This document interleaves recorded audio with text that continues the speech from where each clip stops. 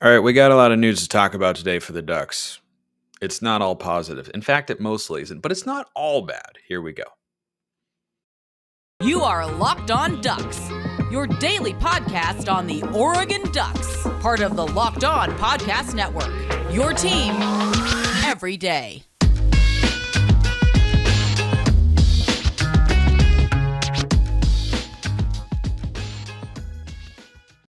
Yes, it is that time once again for Locked On Ducks. I'm your host, Spencer McLaughlin. Thank you so much for making this your first listen or your first view of the day, part of the Locked On Podcast Network, your number one source to stay up to date with the Ducks. Like, comment, subscribe, please, and thank you wherever you listen to or watch this show, which today is brought to you by a FanDuel Sportsbook, official sportsbook of Locked On. Make every moment more. Visit FanDuel.com/LockedOn today to get started. So, not the sort of news that I love talking about, but it affects the team, which is what I am here to do.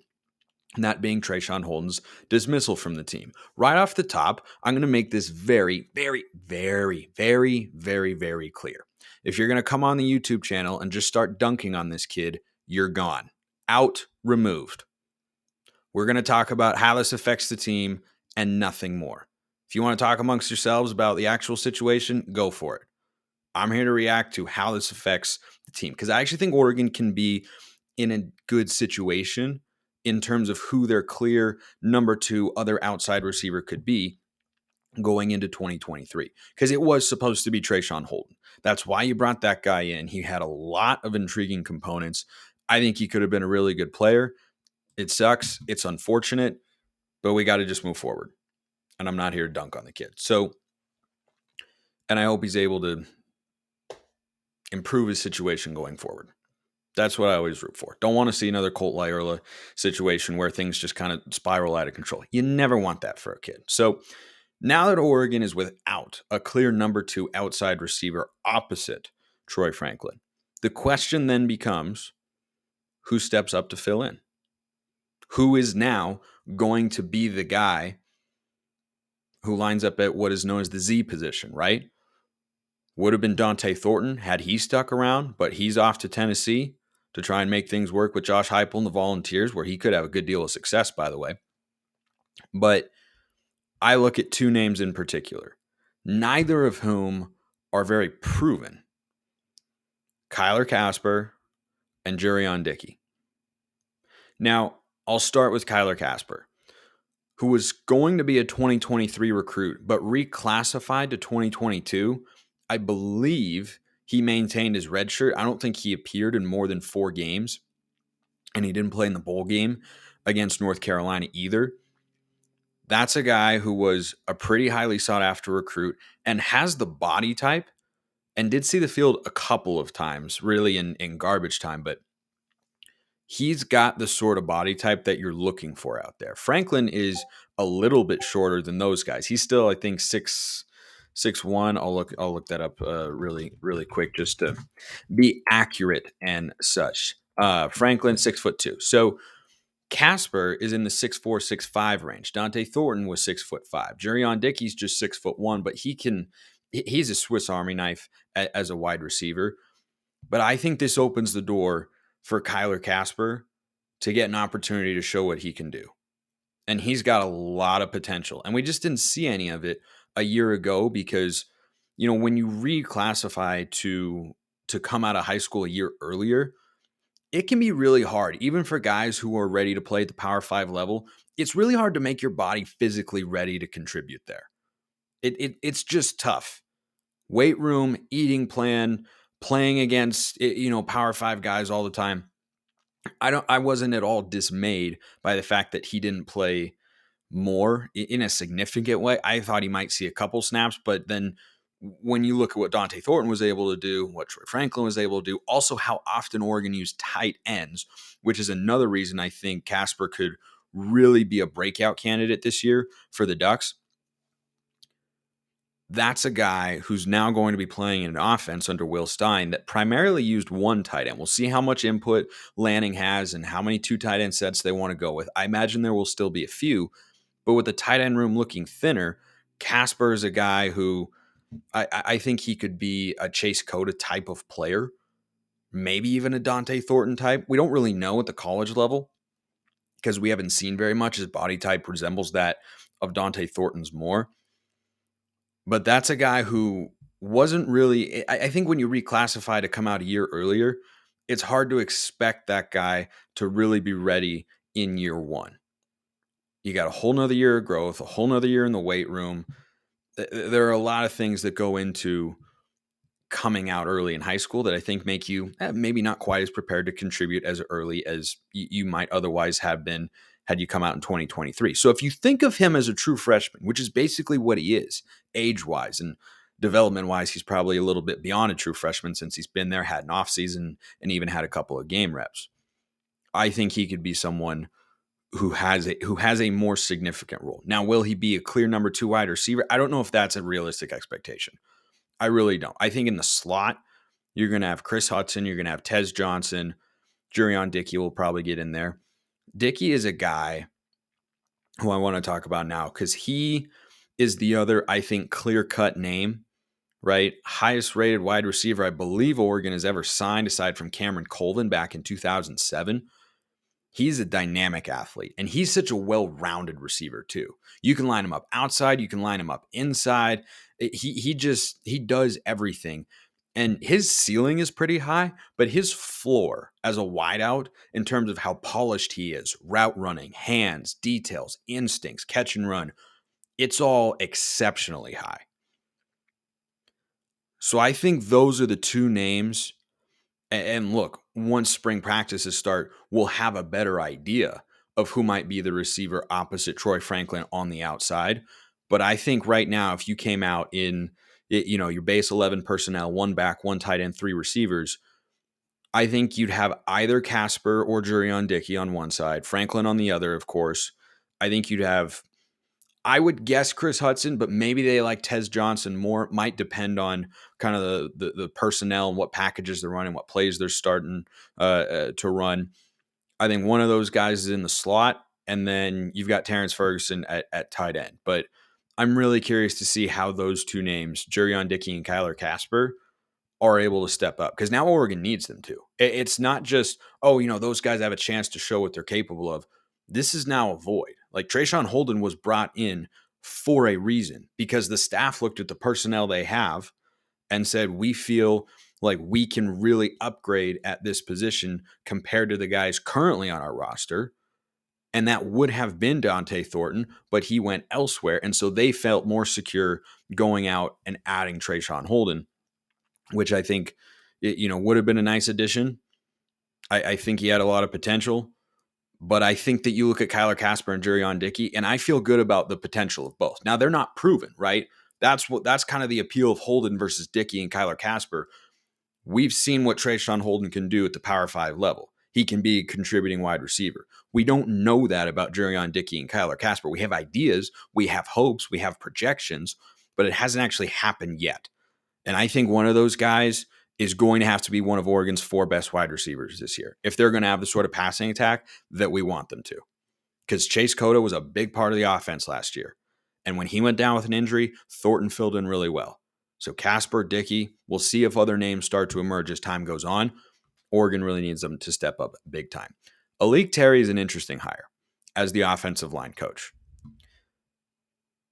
And though his experience is somewhat minimal, there is some upside with that I will tell you about after we discuss the upside of going to check out FanDuel. Because it's the midway point of the NBA season. It's here, and it's the perfect time to download FanDuel, America's #1 sportsbook. New customers get a no-sweat first bet up to $1,000. That's bonus bets back if your first bet doesn't win. You can bet on everything from the money line to point scores, threes drained, everything you want. NBA, college hoops, they've got it all. So don't miss the chance to get your no sweat first bet up to $1,000 in bonus bets when you go to FanDuel.com/lockedon. That's FanDuel.com/lockedon to learn more. Make every moment more with FanDuel, an official sports betting partner of the NBA. So Alik Terry is a young guy. I mean, he was a GA for the Ducks. By the time he starts 4 years ago, 2019, 1920, yes, three years ago, basically. He's been a fast riser. And as a position coach, In some respect, you can argue that he's unproven because he just hasn't had the chance to prove it yet. And this is certainly the most important college job he's had. His other offensive line gig was with the Rainbow Warriors of Hawaii. So not exactly the highest level of competition, but you're not working with as much there too. And he was able to parlay that into a job in the NFL. So I think there's some very real upside there. Here's the other upside that I really think is important for him. He's coming into a situation with the Ducks offensive line that I think is really strong. Now, it is not as strong as what Adrian Clem came into. Clem inherited an offensive line that he really didn't have to bolster or deal with a lot of turnover, any turnover, frankly, other than adding a true freshman in Josh Connerly, who he recruited, who was then a part of offensive line packages this year. But he had a sixth-year center in Alex Forsyth. You can't underestimate how important a good center is. And it's the biggest question I have about the offensive line. Not whether or not Junior Angelau or Johnny Cornelius or any of the returners can be good players. It's how is everything going to be orchestrated by most likely Jackson Powers Johnson, who's been very close with Alex Forsyth, great guy to learn from. But doing it on the field and talking about it in practice, two very different things. So that's a question that I have there. But this is an offensive line that is not devoid of talent. They've got two key returners in Marcus Harper and Stephen Jones, who will play heavy minutes on the interior.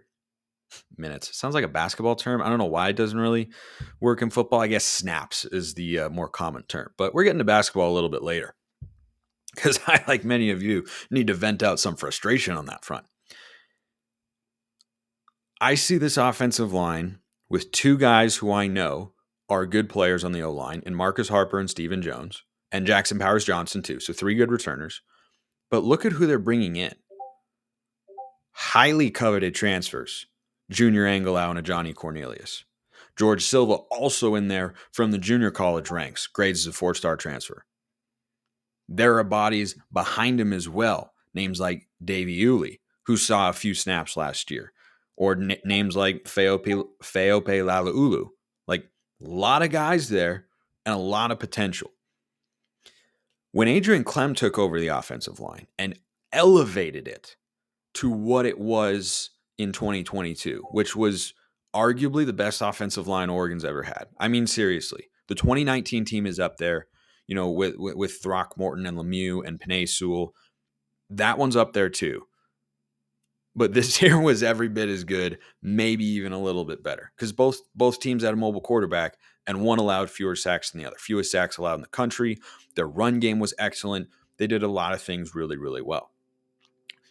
But Clem came in and had a veteran center and a bunch of other returners.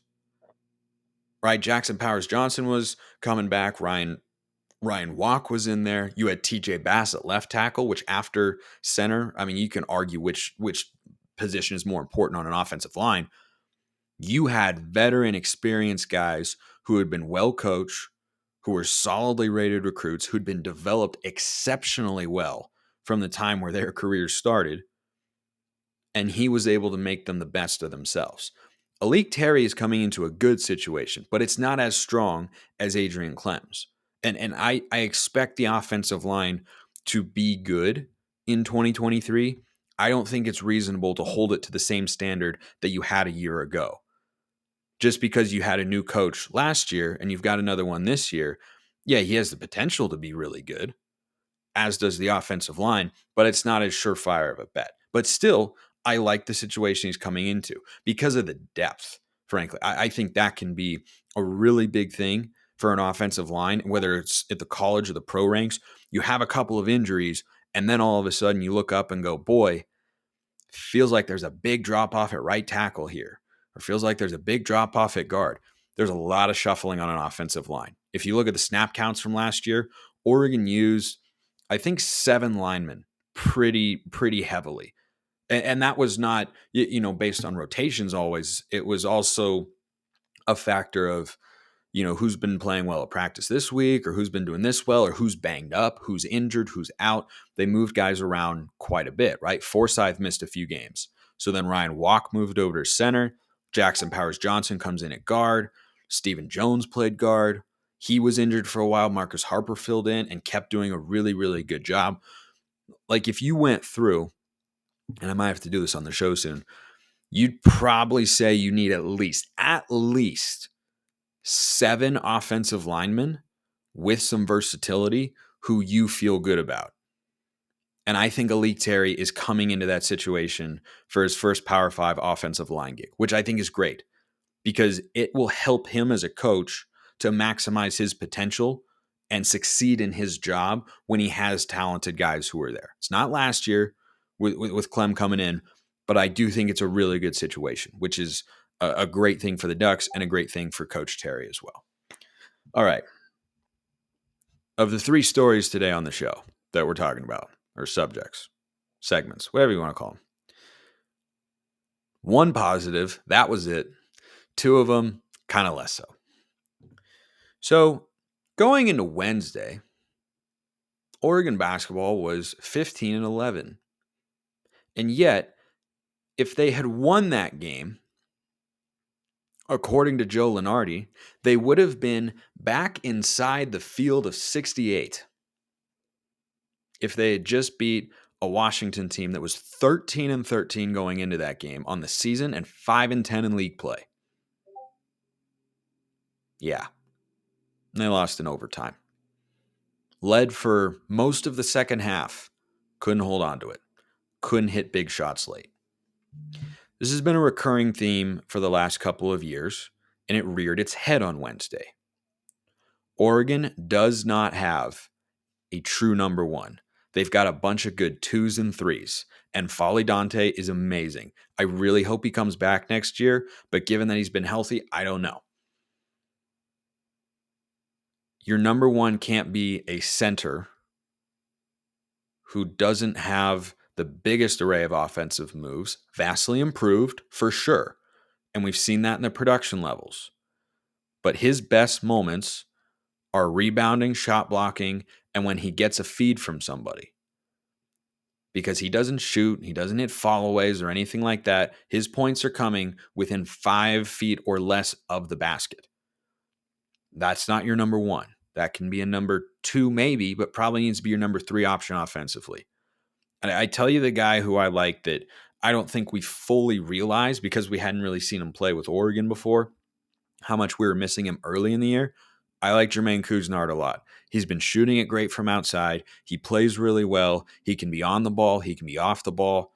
That's another guy that if he chooses to come back next year, Oregon would be better for it, in addition to the talented true freshman class they've got coming in. But now I got to talk about the guy who you all are probably thinking about as I've been discussing that incredibly disappointing basketball game on Wednesday. And I mean really disappointing.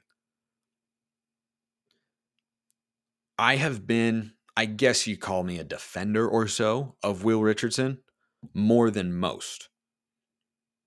But I have also added context to my defense of people who, love to harp on him or say he's no good, this, that, and the other thing.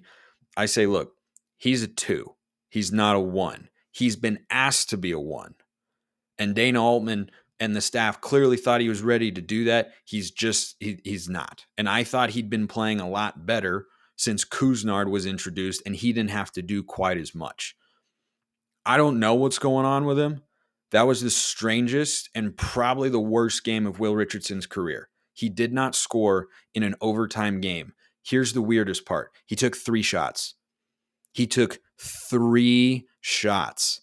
That tells me a couple of things. Number 1, he's in a pass-first mode against that Washington zone defense, which he did need to be in and did a number of good things for. But even with that in place, only taking 3 shots in the game tells me that he's in his head. I don't know if he hears the array of fans who, give him a hard time and whatnot, or if he's been feeling the added pressure because of where Oregon sits on the bubble, or if there's something else at play. I don't know. But I watched a guy who I know can score the basketball pass up open shots time and time and time again.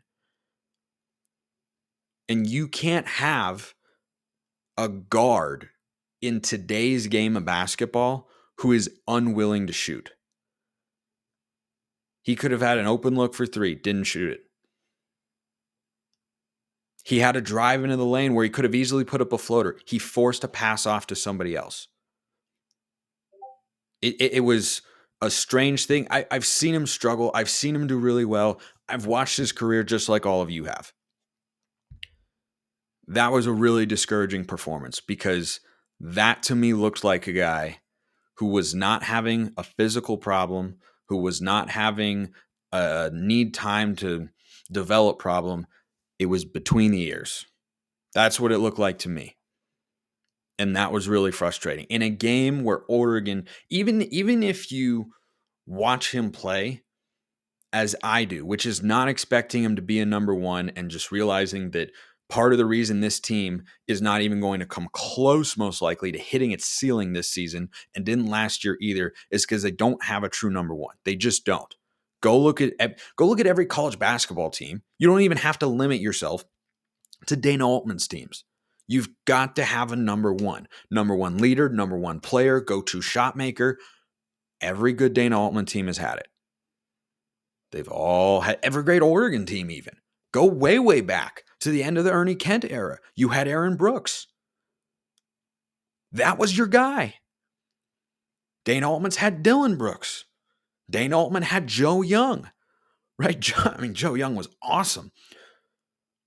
But that's what this team is missing. Peyton Pritchard, Joe Young, Dylan Brooks, Aaron Brooks. Like, that is what the team is missing. And Will Richardson has never been that. I thought he had the chance to become that. It did not work out. And I saw very clearly, look, he can still do a lot of really good things. He's still a 6'5" guard with good length, can hit threes, can finish in the lane. But he just looks like something's just off. Something was just way, way off. But even watching him as I always have, which is I don't expect him to be a number one. I know he can't do that, but he can be a really good number two. Even with that context in your head, it was a bad game. Was it entirely on Will Richardson? No. Not entirely. Like, it's a team effort. They weren't able to get stops late. Waldo Soares, usually a solid defender, got cooked a couple times coming down the stretch when Oregon had leads. He gave up the buckets. And yes, some of it goes on the coaching staff too. They had a timeout on that final possession down by 1. They knew they were going to get the zone, and they had no plan. They had no urgency. And then Will Richardson drove into a crowd and wasn't able to get the shot up in time. Well, no, he got it up in time, but he wasn't able to get it up to the rim. It was really disappointing. You had individual moments. I didn't think the final possession was handled particularly well, and they weren't able to come up with stops when they needed to. But overall, the offense just went quiet down the stretch. They went scoreless until Nate Biddle, until N'Faly Dante's dunk to tie the game to send it into overtime. They'd been scoreless for like 4 minutes. That's not on one guy. But that's the other thing. Oregon doesn't have a one guy that they can go to. And there's just this element, even Kuznard, who I really like, I don't know that he's capable of being that sort of number one player. I think he's also kind of a 2 or a 3. And other guys have been playing their roles really well. Now, that game aside, and how just maddening that was to watch. I mean, they controlled the second half, and then for the final 4 minutes went absolutely dormant offensively. It was pretty infuriating to watch. It's not over. They can't lose any more games in the regular season. They cannot. If they're going to build a tournament resume without winning the Pac-12 tournament and getting the auto bid, which, look, I'm not going to give up hope on that either. I've seen them hang with UCLA. I've seen them beat Arizona. And I've seen both those teams lose to other programs too. Arizona lost to Stanford. So you never know what can happen. But if you're going to get into the NCAA tournament, you got to win your next 4 games. And look, going into this final 5-game stretch, I said, 4-1 is what I'm. It's got to be 4-1 or 5-0. Well, they lost the first one. They shouldn't have. They still have to play 2 more games on the road and 2 more at home. It's discouraging. It's discouraging that they had worked and done what they needed to. They swept the mountain schools. They split with the LA schools. They split with the Arizona schools. They did what they needed to do to put themselves back into the field and control their own destiny. Now they're going to need a lot of help, and they have to win games too. And there's no other way to put it than frustrating, because you see the potential. You see it up there, and it's just sloppiness. It's just sloppiness and an inability to execute in key moments that cost them on Wednesday. But yeah, all right. I think that's enough. I hate to leave you with that going into the weekend, but that's what we got right now. That's the news comes out. I opine and we discuss. That's how this works. That's where we're at right now. Got to get through the tough days to enjoy the good ones. Hopefully, men's basketball can have a really big turnaround. Baseball starts this weekend. Maybe that'll give us something to cheer about. Hope so. Appreciate everyone listening. Have a wonderful rest of your day. Have a great weekend, and go Ducks.